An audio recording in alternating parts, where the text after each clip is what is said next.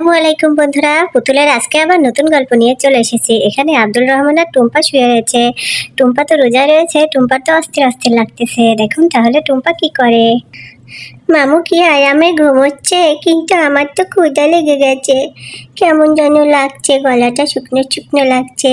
একটু চুরি করে কি পানি খেয়ে নেব? না, মা বলেছে পাপ হবে, তাহলে আমি কিছুই খাবো না।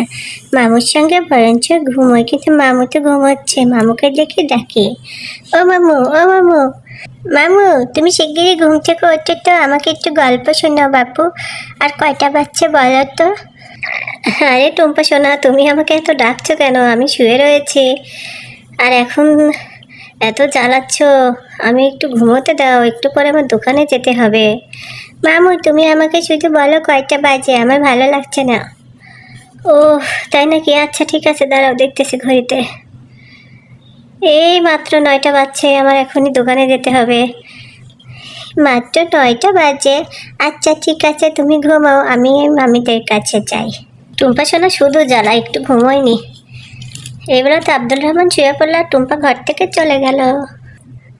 এখানে তো ফাতেমারা সবাই বসে অনেক গল্প করছে, আর এখানে ফাতেমার মা শুয়ে আছে। আজকের দিনটা মনে হচ্ছে ভালোই যাবে, রহমতের 10 দিন যেন ভালোই যায়। এখানে তো টুম্পা সোনা চলে আসে। ও মামা, কি হয়েছে টুম্পা সোনা, তুমি এমন করছো কেন? বলছি ইফতারি করতে আর কত সময় লাগবে গো? ওমা, সে কি, কেবলমাত্র সকাল 9টা বাজে, এখনই তোমার এই প্রশ্ন? তাহলে আর কয় ঘন্টা লাগবে সেটা তো বলবে। এই তো আর কয় ঘন্টা, এখন 9টা বাজে, আর 10 ঘন্টা, 6টার সময় আজান দিয়ে দিবে শোনা। কিন্তু আমার তো অনেক খিদে পেয়েছে, কেবলমাত্র বাজে 9টা। হ্যাঁ রে টুম্পা, তুই কিরে, তোর খিদে পেয়ে গেল না কিরে? দেখ দেখ, আমাদের একটু খিদে লাগেনি। এখানে তো মুন্না আর তামিম মিলে টুম্পাকে রাগাচ্ছে। দুরু, ওদের খিদে পায়নি, আমার কেন এত খিদে লাগছে? তাই তো রে। এই না না, আমার খিদে লাগেনি, আমি এমনিতেই জিজ্ঞেস করছি। আমি ওদের সত্যি কথা বলবো কেন? আমার তো সত্যি সত্যি খিদে লেগেছে। আপা, আমার মনে হচ্ছে টুম্পা সোনার মনে হয় ক্ষুধা লেগেছে, ও মনে হয় ক্ষুধা সহ্য করতে পারছে না। তাই হয়তো হবে, এই জন্য এরকম বলছে। টুম্পা সোনা, তোমার কি ক্ষুধা পেয়েছে? আমি তোমাকে ডিম ভেজে দিই আর রুটি করে দিই। ডিম আর রুটি খেলে রোজা ভেঙে যাবে না?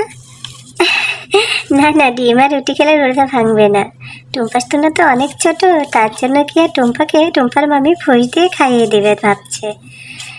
হ্যাঁ, না না লাবণী, তোমার আর কষ্ট করতে হবে না, ওদের জন্য আমি ডিম ভেজে দিচ্ছি। আমি তো জানি ওরা 9টা থেকে 10টা পর্যন্তই থাকতে পারবে না, ছোট মানুষ না। ডিম খেলে যদি রোজা ভেঙে যায়, তাহলে আমি ডিম খাবো না বলেছিলাম, আমি কিছুই খাবো না।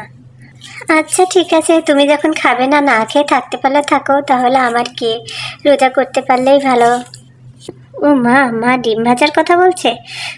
আমার তো ডিম ভাজার কথা শুনে মুখে পানি চলে আসছে। আমি আর রোজা টোজা করবো না বাবা।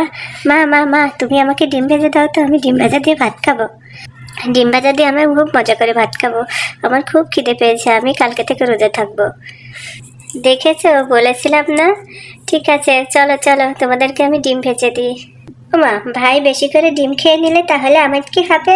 মা মা, তুমি আমার জন্য ডিম ভেজো, ঠিক আছে? ঠিক আছে। এখানে ডিম খাওয়ার পাল্লা চলে এসেছে। ডিম ভাজির কথা শুনে আর কেউ রোজা করবে না। যাই হোক, ওদের জন্য আমি নাস্তা তৈরি করে দিই, ওরা ছোট মানুষ কি রোজা করতে পারে? এখানে টুম্পা, তামিম আর মুন্না মিলে খাওয়ার জন্য বসে পড়েছে। আর এখানে লাবণী বসে রয়েছে, আর ফাতেমা এখানে ডিম ভাজি করছে। বেলা প্রায় 10টা বেজে গেল, যাই ওকে ডেকে দিই, দোকানে যা দেখতে হবে। কিভাবে পড়ে পড়ে ঘুমাচ্ছে, ওই উঠবে না? তোমার দোকানের সময় হয়ে গেল, বেলা 10টা বেজে গেছে যে। ও, 10টা বেজে গেছে, আর বলো না। টুম্পা শোনার জন্য ঘুমোতে পারি নাকি? মামু দেখো কটা বাজে, মামু দেখো কি হয়েছে। মানে রোজায় থাকতে যে আমাকে একদম জ্বালিয়ে খেয়ে নিল। ঠিক আছে, আমি দেখি হাত মুখ ধুয়ে এসে রেডি হয়ে যাচ্ছি। বিছানাটা একটু গুছিয়ে নিই, ঘুম থেকে উঠে গেল, আর ঘরটা ঝাড়ু দিয়ে পরিষ্কার করে দিলে হয়ে যাবে। আর হালকা পাতলা যে কাজগুলো আছে ওগুলো করে নেবো। আপুরা তো আমাকে কোনো কাজই করতে দেয় না, আমার আর এই বসে বসে খেতে ভালো লাগে না। এদিকে তো আব্দুল রহমান হাত মুখ ধুয়ে বাজারে যাওয়ার জন্য রেডি হয়ে গেছে। মা, আজকে তো প্রথম রোজা, তা কি কি আনা লাগবে বলে দাও। আরে বাবা, আমি কি আর এখন কিছু জানি? এখন সব দায়িত্ব বৌমার। তুই বৌমার কাছে জিজ্ঞেস কর, আমার কাছে আর কতদিন জিজ্ঞেস করবি ক। এখন থেকে তোরা আমাকে একটু মুক্তি দে রে বাবা। আমি আর এই সংসারের ঝামেলা আর বহন করতে পারছি না। তা কি করে হয় মা, তুমি থাকতে ওরা কেন? না না, ওদেরকেই বল বাবা, তোরা আমাকে এখন নামাজ কালামের উপর ছেড়ে দে, আমি আর ওই সংসারের দায়িত্ব নিতে পারছি না। ও আচ্ছা, ঠিক আছে লাবণী, তাহলে তুমিই বলো, মা যখন বললো।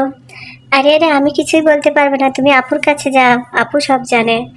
নে, মা বলে বৌমার কাছে যাও, বৌমা বলে বোনের কাছে যাও।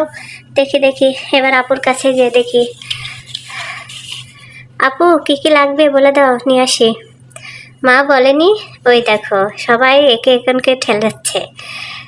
আচ্ছা ঠিক আছে, শোনো ভাইয়া, বেসম ছোলা এগুলা কিনে নিয়ে আসবা, আর বেগুন নিয়ে আসবা, আর একটু কি আর একটু খেজুর নিয়ে আসলে হবে। এই নিয়ে আসো, আর সব কিছু বাসায় আসে। মুড়ি আছে? মুড়ি, হ্যাঁ হ্যাঁ, মুড়ি তো আছে। ও আচ্ছা ঠিক আছে, তাহলে যাই। বাবা, রোজাদাররা কি রোজা ভেঙে ফেলেছে? ওদেরকে আজান দিয়ে দিয়েছে? ওদের রোজা করা শেষ। আচ্ছা টুম্পা, আমি মুন্না, তাহলে তোমরা থাকো, আমি বিকেলে আবার তোমাদের সঙ্গে ইফতারি করার জন্য আসবো। এখানে তো আব্দুল রহমান বাজারে চলে যায়। রোজা রমজান মাস, ভাবতাছি তোমার এই খালাদেরকে সবাইকে দাওয়াত দিয়ে একদিন ইফতারি খাওয়াবো। হ্যাঁ হ্যাঁ মা, খুবই ভালো হবে। আর রোজা রমজান মানুষকে যত দেওয়া যায় ততই সওয়াব। হ্যাঁ মা, তাই ভাবছি আজকে আব্দুল রহমান ইফতারি টিফতারি সব কিনে নিয়ে আসুক, তারপরে সবাইকে দাওয়াত দিয়ে একসঙ্গে একদিন ইফতারি করে খাবো। আচ্ছা মা।